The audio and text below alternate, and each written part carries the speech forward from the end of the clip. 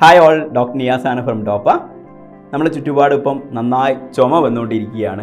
നമ്മളെ വീട്ടുകാർ പലരും നല്ല പനിയിലാണ്, നല്ല തലവേദന, ബോഡി വേദന അനുഭവിച്ചുകൊണ്ടിരിക്കുകയാണ്. പറഞ്ഞു വന്നു കഴിഞ്ഞാൽ പണ്ട് കാലത്ത് നമ്മൾ മൊബൈൽ വിളിക്കുമ്പോൾ, കോവിഡ് തുടങ്ങിയപ്പോൾ മൊബൈൽ വിളിക്കുമ്പോൾ കേട്ട ചുമ ആക്ച്വലി നമ്മളെ ചുറ്റുപാടിൽ ഇപ്പോഴാണ് നമ്മൾ അനുഭവിച്ചുകൊണ്ടിരിക്കുന്നത്.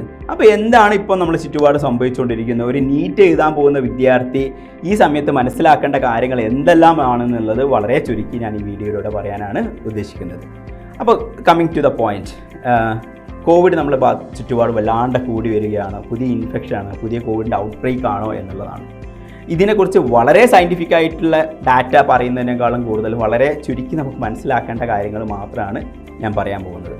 അപ്പം വളരെ ചുരുക്കി പറഞ്ഞു കഴിഞ്ഞാൽ നമ്മളെ ചുറ്റുപാടും വൈറൽ ഇൻഫെക്ഷൻ വല്ലാണ്ട് കൂടി വരുന്നുണ്ട്. നമ്മളത് ഫുൾ ടെസ്റ്റ് ചെയ്ത് കോവിഡ് ആണോ, H1N1 ആണോ, അല്ലെങ്കിൽ വേറെ ഏതെങ്കിലും തരത്തിലൊരു വൈറൽ ഇൻഫെക്ഷൻ ആണോ എന്നുള്ളത് നമുക്ക് കൺഫേം ആക്കാൻ പറ്റിയിട്ടില്ല. അത്ര ഡീറ്റെയിൽ ആയിട്ട് ടെസ്റ്റിംഗ് നടക്കുന്നില്ല. സ്റ്റിൽ നമ്മുടെ നാട്ടിലുണ്ടാവുന്ന ഓരോ സീസണിൽ വരുന്ന പനികളെ പോലെ തന്നെ നമ്മുടെ ചുറ്റുപാടും പനിയുണ്ട്. പക്ഷേ സാധാരണത്തേക്കാളും വളരെ കൂടുതലാണ് ഈ പനിയുടെ അല്ലെങ്കിൽ ഈ ഇൻഫെക്ഷൻ്റെ റേറ്റ് നടന്നുകൊണ്ടിരിക്കുന്നത്.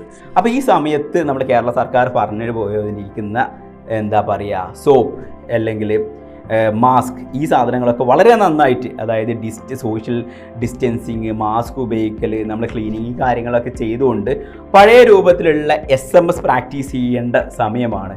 നമ്മൾ എന്ത് ചെയ്യാം, എന്താ പറയുക, മാസ്ക് നന്നായി ഉപയോഗിച്ച് സോഷ്യൽ ഡിസ്റ്റൻസിങ് കീപ്പ് ചെയ്ത് പനിയുള്ള ആളിൽ നിന്ന് ഒരു അകലം പാലിച്ചുകൊണ്ടൊക്കെ പണ്ട് നമ്മൾ ചെയ്തിരുന്ന അതേ രൂപത്തിൽ നമ്മൾ ചെയ്യേണ്ട കാര്യങ്ങളാണ്. ഈവൺ ദോ നമുക്ക് അത്ര സ്ട്രോങ് ആയിട്ടുള്ള ഇൻസ്ട്രക്ഷൻസ് നമുക്ക് കിട്ടിയിട്ടില്ലെങ്കിൽ പോലും ഒരു നീറ്റ് എഴുതുന്ന വിദ്യാർത്ഥി എന്ന നിലയ്ക്ക് നിങ്ങൾക്ക് ദിവസങ്ങൾ ഇനി അധികം നഷ്ടപ്പെടുത്താനില്ല എന്നതുകൊണ്ട് നിങ്ങൾ ഇതേപോലത്തെ ഇൻഫെക്ഷൻ വരാണ്ടിരിക്കാൻ വേണ്ടി നിങ്ങൾ ഹോസ്റ്റലിൽ താമസിക്കുന്ന ആളുകളാണെങ്കിലും, നിങ്ങൾ വീട്ടിൽ താമസിക്കുന്ന ആളുകളാണെങ്കിലും, നിങ്ങൾ ഇൻസ്റ്റിറ്റ്യൂട്ടിൽ എവിടെയെങ്കിലും പോയി വരുന്ന ആളുകളാണെങ്കിലും ഈ പറഞ്ഞ കാര്യങ്ങളൊക്കെ വളരെ നന്നായി സൂക്ഷിക്കണം. കാരണം ഈ സമയത്ത് ഇൻഫെക്ഷൻ വന്നു കഴിഞ്ഞാൽ കൂടുതൽ സമയം എടുക്കേണ്ടി റിക്കവർ ആവാൻ വേണ്ടി നല്ല ചുമ വരുന്നുണ്ട് ആളുകൾക്ക് എന്നാണ് നമുക്ക് മനസ്സിലാക്കാൻ പറ്റിയിരിക്കുന്നത്. ചുറ്റുപാടിൽ നിന്നുള്ള ഒബ്സർവേഷൻ ബേസ് ചെയ്ത് നമുക്ക് മനസ്സിലാക്കാൻ പറ്റിയിരിക്കുന്നത് നല്ല അധികം ക്ഷീണം വരുന്നുണ്ട്, ബോഡി പെയിൻ വരുന്നുണ്ട്.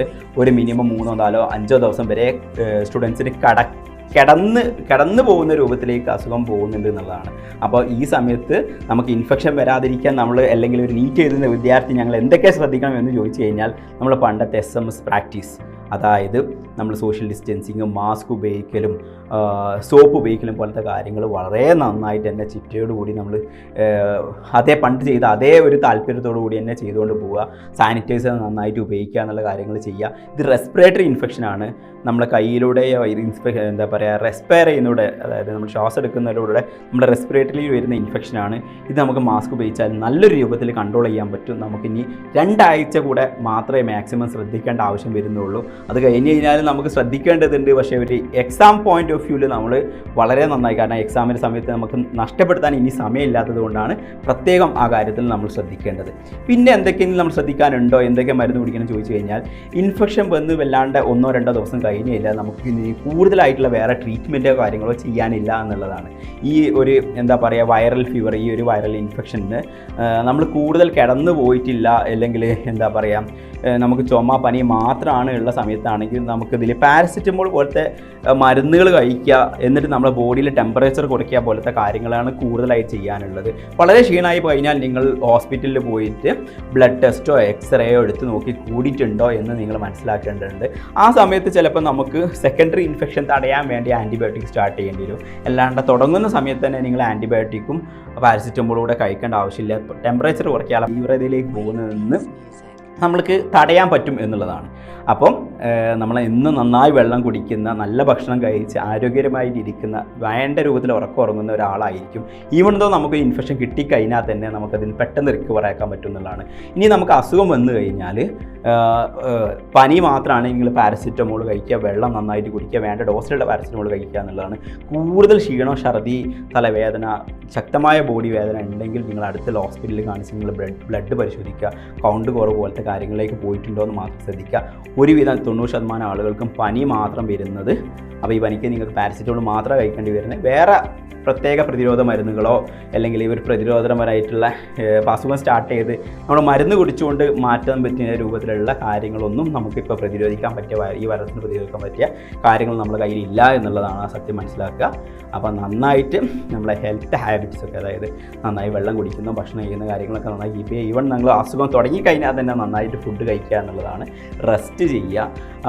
നിങ്ങൾക്ക് ഇനി അസുഖം വന്നു കഴിഞ്ഞാൽ നിങ്ങൾ എക്സാമിന് മുന്നുള്ള ദിവസങ്ങളിലൊക്കെ നിങ്ങൾ പഠിക്കുന്നതിനെ കുറിച്ച് കൂടുതൽ വേവലാതിപ്പെട്ട് ടെൻഷൻ ആവുന്നതിനാണ് കൂടുതലായിട്ട് നിങ്ങൾ ആ ഒരു പഠനത്തിനെക്കുറിച്ച് ആലോചിക്കുക മാത്രം ചെയ്ത്. കാരണം എക്സാം പഠിക്കുന്നതിനേക്കാളും അവിടെ ഇമ്പോർട്ടൻ്റ് എക്സാം നല്ല രൂപത്തിൽ എഴുതുക എന്നുള്ളതാണ്. അപ്പോൾ അതിലേക്ക് എനർജി കൺസേർവ് ചെയ്യാൻ വേണ്ടിയിട്ട് നമ്മൾ ആ പഠിക്കുന്ന സമയത്ത് കൂടുതൽ ക്ഷീണം ആവാണ്ട് റെസ്റ്റ് ചെയ്ത് നമ്മൾ ബോഡി മാക്സിമം റിക്കവർ ചെയ്തുകൊണ്ട് എക്സാം എഴുതാനുള്ള പ്രിപ്പറേഷൻസ് കാര്യങ്ങളിലേക്കൊക്കെ മൂവ് ചെയ്യുക എന്നുള്ളതാണ്.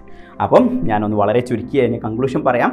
നിങ്ങൾക്ക് ഇൻഫെക്ഷൻ കിട്ടിയിട്ടില്ലാത്ത ആളുകളാണെങ്കിൽ നിങ്ങൾ എന്ത് ചെയ്യുക, നന്നായി സോഷ്യൽ ഡിസ്റ്റൻസിങ്ങും ബാക്കിയുള്ള എല്ലാ പ്രൊട്ടക്ഷൻ മെഷേഴ്സും നന്നായിട്ട് യൂസ് ചെയ്യുക എന്നുള്ളതാണ് ഒന്നാമത്തെ കാര്യം എന്നത് നിങ്ങൾക്ക് ചെയ്യാനുള്ളത്.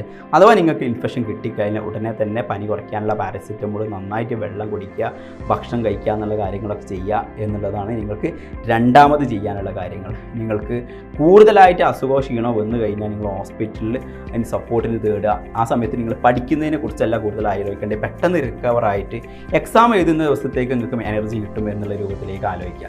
അപ്പം അസുഖം വരിക എന്നുള്ള പൂർണ്ണമായും നമ്മളെ കൺട്രോളിലല്ല. അപ്പം നമ്മൾ അതിന് നല്ല ബെസ്റ്റ് ഹോപ്പിൽ വരുത്തുക. എല്ലാവരും ഈ സമയത്ത് നല്ല പ്രിപ്പറേഷൻ നടത്തുക. പുറത്ത് എവിടെയും കറങ്ങി നടന്ന് കൂടുതൽ ഇൻഫെക്ഷൻ ഒന്നും വരുത്തി വരാണ്ടിരിക്കുക. അടിപൊളിയായിട്ട് പ്രിപ്പയർ ചെയ്യുക. നിങ്ങൾ ഐസൊലേറ്റ് ചെയ്തിരിക്കുക. All the very best.